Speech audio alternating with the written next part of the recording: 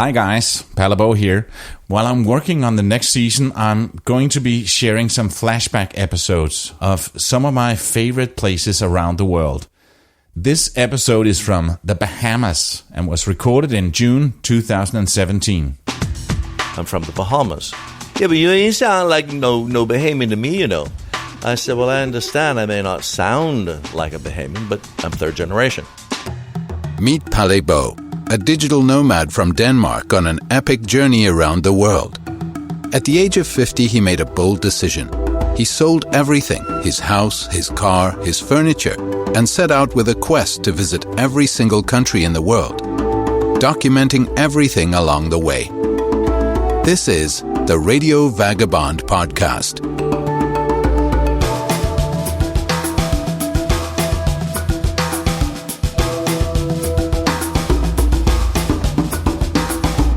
Roger is Bahamian, but he's from Nassau, the country's capital. He came to Grand Bahama back in 1967 for work, and he hasn't left since. He's living in a wonderful apartment at the waterfront in Freeport with his Cuban wife. We've been married in October 10 years. The squeaky toy is the dog? Yeah, well, that's our little princess. Yeah. Cinnamon, no. Grand Bahama is the northernmost of the islands of the Bahamas and the closest major island to the United States, lying only 52 miles off Palm Beach in Florida. It's the fourth largest of approximately 700 islands in the Bahamas. The island is about 95 miles long from west to east and 15 miles at the widest point from north to south. The biggest income of the Bahamas is tourism. We've had a couple of hiccups, not the least of which is last year's hurricane. Oh, yeah. Matthew has given us a real setback. But about 95% of the income for the island comes from tourism. We do have large industrial companies here. One is Farm Chem, and they've just had they're undergoing a new $29 million expansion. We have another company here that produces styrofoam beads for the shipping packages. Everyone knows what those little beads are. Now, we used to have an oil refinery here, but now it's just pretty much a holding facility. The original oil refinery was called Bahamas Oil Refinery, but it's owned by Chevron. But the new owners are Buckeye, which is controlled by the Bush family, former presidents of the United States. Mm-hmm. The biggest city in Grand Bahama is Freeport, with a lot of beautiful canals. They're all man-made. That must have been so expensive because there's so much. Well, the canals weren't literally only man-made. A lot of these canals that we see today were low-lying areas that when it came high tide, the water would actually come into the area as a slough. And what they did was they came in and they dredged out these sloughs, piled it on top of the side to make the land higher, not only habitable, but sellable. Yeah. Of course, you now went to a waterfront home, going from a piece of property that's in the swamp to a lovely piece of waterfront property with a bulkheading on it. And like, for an example here, we're 5 minutes walk to the beach is right there. Yeah, and right over the balcony, there's water. You could even have a boat down there. Yes, I used to have a yacht down there when the early days. Yeah.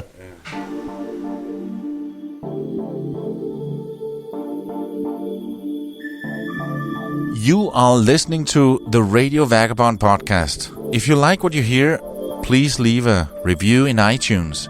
If you're listening on an iPhone, you can actually do it right there within your podcast app. Roger is, at the age of 71, semi-retired, but he still makes a living from some property here. I own property here that I rent, and I also my wife has a house in Cuba that I've developed a little bit, and we spend some time down there. We used to go together, but then, of course, now that we have the little dog, we take turns. She goes down and comes back, and I go down and I come back. You can't bring the dog?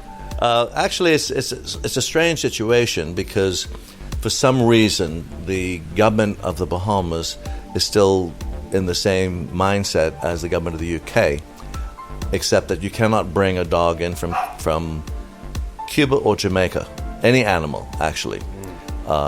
Even with papers, they will confiscate and euthanize the animal. They say that those countries do not take proper care of the animals, which is rather interesting since I have 2 dogs in Cuba and they're in the perfect health. They have all the medicine that we have here. In fact, it's cheaper in Cuba than here. I had a personal experience for the use of a bit of a light pot. My dog, they said I could not bring my Cuban dog to Freeport. So I didn't have a dog for 2 years. So then we came along, we had a friend of ours that had Cinnamon, her dog, which was Shih Tzu. She had a puppy, and Cinnamon we got. And Cinnamon has had better health care than many people I know. And but I go back and forth to Cuba, and everyone else that, whether ill or not, they go back and forth. And I called up and I wanted to take Cinnamon to Cuba and bring her back. That's our little, support dog. And the government said, you can take her down, but you can't bring her back. And I said, what are you talking about? This is not a Cuban dog. This is my Bahamian-born, bred, medicated. I've got all the records. We don't care. You bring her back, we euthanize her. They were very, very rude would be polite. I prefer to use the word rude rather than the real words that come to my mind.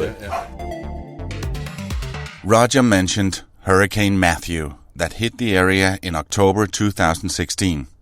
It was the first Category 5 Atlantic hurricane since Hurricane Felix in 2007 and caused catastrophic damage and devastation in Grand Bahama. Well, the ironic thing about Matthew, I must say I'm very proud of my Bahamian people because I used to be in the water business. And for whatever reason, I guess because we'd never been really hit hard in Grand Bahama for many, many forever years, everyone took the hurricanes lightly. And that includes, I got hit in 1999 and I was put out of business for several months. And people were awful when it came to buying the water. They waited to the last minute. They were a little bit better in 2004, but not much. But this last hurricane, people seemed to be a lot better prepared, meaning they had their flashlights, they had their batteries, they had the water, they had supplies. Me personally, I was here, literally not in that chair because I've had to replace that other chair, in the apartment right here. And I have hurricane impact windows, so I didn't have to shut around. No, you don't need any shutters. No. So I was able to watch the whole thing. We had cable TV and whatever. Unfortunately, when the power went out and I got my battery radio out, unfortunately it did not work. I got new batteries that did everything I was supposed to do, but unfortunately it had been corroded and worked. So I went for plan B and looked for another. I just couldn't find another battery-operated radio. So I had no cable, no power, no TV, but my mobile phone. For how long? I lost the TV early, like 5 o'clock in the afternoon. Fortunately, I had friends of mine on the island that still had all facilities, and both of our landlines were working, so we're talking to each other on the landline. But then my landline went out a few hours later, but I still had my mobile, and my mobile worked straight through the whole time. So I had my niece in Nassau, who got hit first with Matthew coming up the chain of islands, and she had a generator, so she's a little bit more 21st century, but she has a house, and she had her own water and power and everything else. She kept me abreast. In fact, she even had her TV, cable, everything else, internet was still on, so she kept me fully abreast of the position of the storm. And of course my other friend who was here in the island, we kept in touch and whatever. My brother was calling me from Florida to say, by the way, it's going to get bad. All the sage advice that they could give me, I was following, to say the least. You got off really lucky in this building, but tell me, what was it like the days after the storm here, and you saw how much damage it's done? Well, I got lucky, we got lucky in this building because we didn't lose the the roof itself. But what happened is, where I'm located, this is northeast quadrant, of where the worst part of the winds were, and literally peeled off the water covering from the top, the tar paper, the felt, the whole bit. So you only had the plywood left, so whatever water came, it started seeping through. Worse than that, it tore off the siding, the northeast siding of the building. All of this siding was tore off. And so then the winds were, 80, 90, 100 mile an hour, and the water was coming in with the wind. Of course, it destroyed the master bedrooms and all the 6 units on the top. But the building next to us took a really bad hit. They lost, the part was completely caved in. The one across the parking lot from them at Island Bay, which is, I believe, Sunrise, it got totally destroyed. 4 of the apartments in the other building, they lost their roof and got everything. All the water came and everything got destroyed. They had holes in the roof. Fortunately, we didn't have any holes in our roof, but we did have the water come in. But were you didn't know what was going to happen? Were you scared that the whole thing would really come crumbling down over your ears because you're on the second floor here? Yep. Not only that, but I was sitting here. I had my little dog. She was sitting with me. She wouldn't move. If I went to the kitchen to get a glass of water, she was within 6 scared. inches. Oh yeah, I was scared. And we'd come back and sit down in the chair, and she'd sit with me. But during the course of the night, it must have been 11 o'clock. There was a huge bang, and I didn't know what it was, and I didn't realize what it was till the next day. But if you can see a huge dent in my metal fence there. Oh, yeah. All the tiles from the building next door were flying off, and one of the tiles hit that fence, and I'm saying, even with hurricane impact windows, I suspect that it would have shattered. The glass wouldn't have come out, but it would have shattered the window or sliding glass door. But that was like, got your attention. Yeah. I spoke to a Danish hotel owner here, Lisbeth from Bellchapel Inn, and during the hurricane, she saw a bunch of birds flying around until she realized that it was tiles from a roof. Well, I couldn't see those, but I did have a bit of a shocker because my friend called and said, we're going to get a little bit break and check around. You'll have about 20 minutes break, see what's happening. So I literally went to my front door, which I'd kept open the whole evening, by the way. And you kept open? The front door was open, and I went out and I looked in the patio and I saw. Why was it open? Because there was no wind coming from that direction. It was all coming from the north at the time. Okay. But I looked and I noticed that the parking lot was beginning to fill up with water.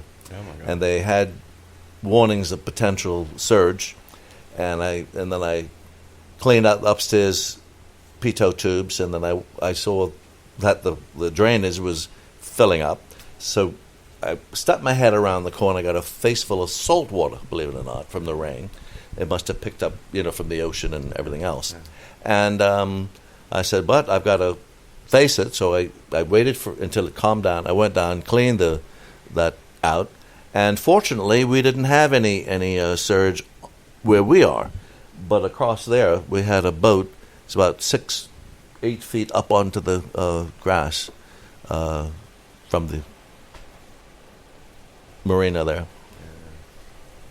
But that was... Wow, walking around after the storm must have been so weird because of all the damage and things not supposed to be like a boat on the lawn or... Exactly. Not only that, but bear in mind all the trees, all the leaves, all the everything was torn down. Then compound that once I was able to things calm down enough and the streets were cleared slightly, I was able to go and check on some friends of mine, and including Elizabeth. I drove out, and first thing I did is I found some ice, and I took some ice by Bellchapel Inn, and I said, well, it was just Percy was there, and another couple of friends of mine. We sat there, and He said, we might as well have a drink. So I had ice. I said, let's have a drink. So try to get back as quickly as you can to some semblance of normalcy. In fact, Elizabeth told me that story as well. Yeah. You showed up. Yeah. Well, I actually eventually I had a generator, and I was able to operate 4 units, including I was making ice every day. And the apartment next door was empty at the time, so I made ice in that freezer as well. So every day I was supplying Elizabeth with ice until her power came on. Fortunately, it came on very quickly.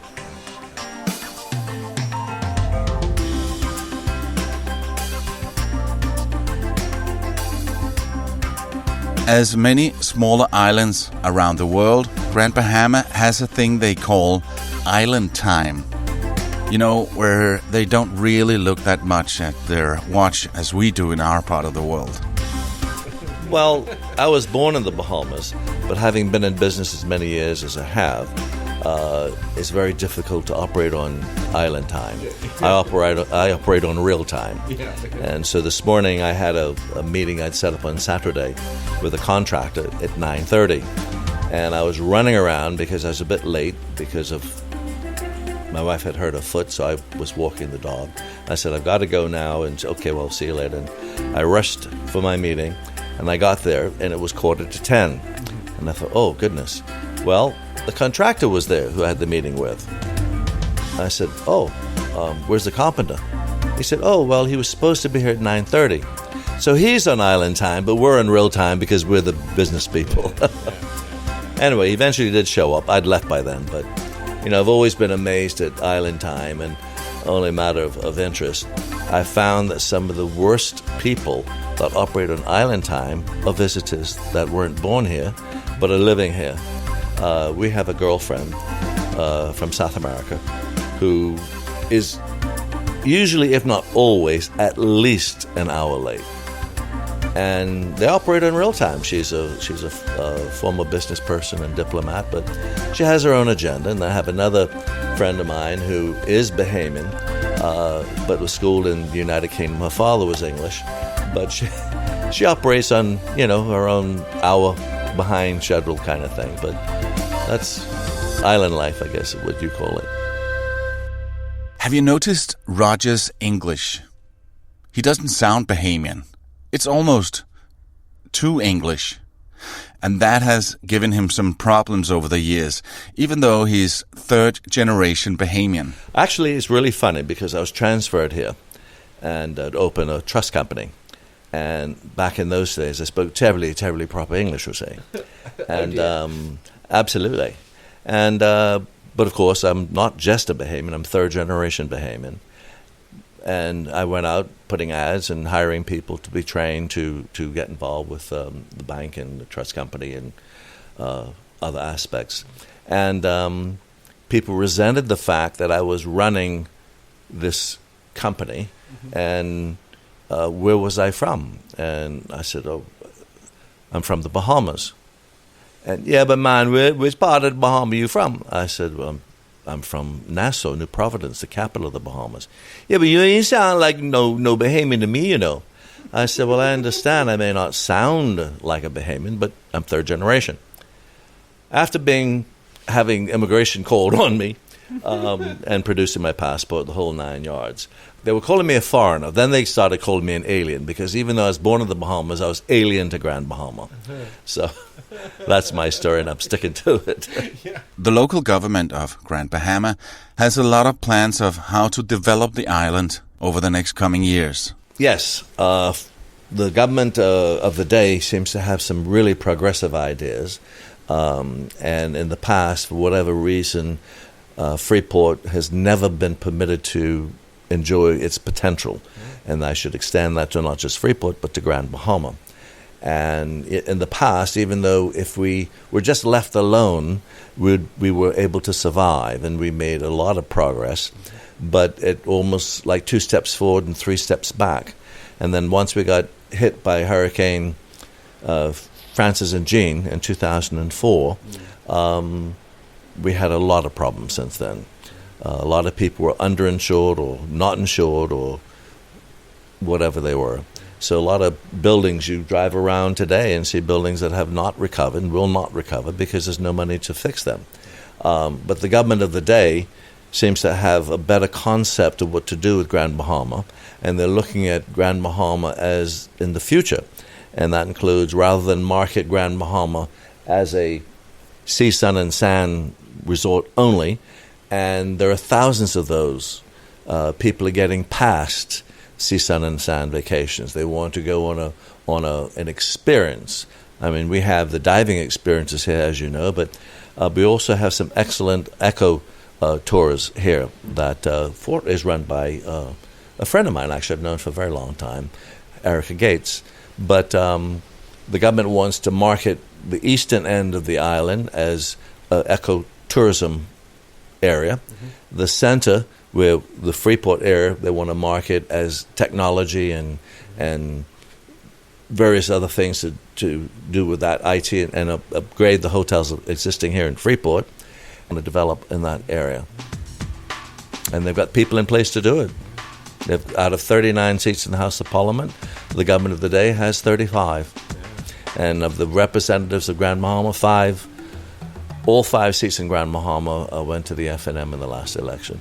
So I'll be able to see the difference when I come back in maybe 5 or 10 years time. You will see the difference in 5 years, and 10 years. Hopefully, we will have the remarkable increase in things in 10 years versus the destruction we've had over the last 10 years. That's nice. Then I have an excuse to come back because I really like it here. Well, don't wait 10 years. No. But, yeah. I got a work to see as well, but I'm definitely coming back because I really, really like it here. And I've been here almost 3 weeks now, and I really enjoy it. Yeah. Well, we that live here love it. Thank you for taking the time. My pleasure.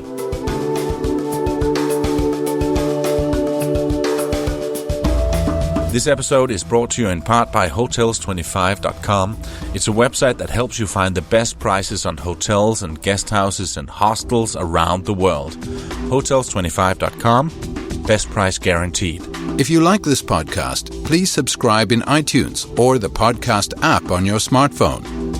You can see pictures, watch videos, and read much more on theradiovagabond.com. Palais can be reached for interviews and public speaking gigs on mail at theradiovagabond.com. In the next episode, we meet another of the not-so-young locals. I've been to various places, and I'm always anxious to get home. So this is home. This is my home. His name is Len, and he came to the island 48 years ago. When I first got here, I thought I'll never leave. Wow. And he's another great guy that I'm happy I got to meet in Grand Bahama. You can meet him too in the next episode and learn a lot about what it's like to live here and be a witness to all the changes of the island. If someone was living here, we'll say 20 years ago, and came back today and saw what it is, you could cry, to be honest. My name is Palle Bo. Thanks for listening. See ya. I hope you enjoyed this flashback episode, and if you did, please share it with one of your friends. There's going to be so much exciting stuff coming up in Season 7 of The Radio Vagabond, and we start that one in September. My name is Palle Bo, and I gotta keep moving. See ya. Produced by RadioGuru.co.uk.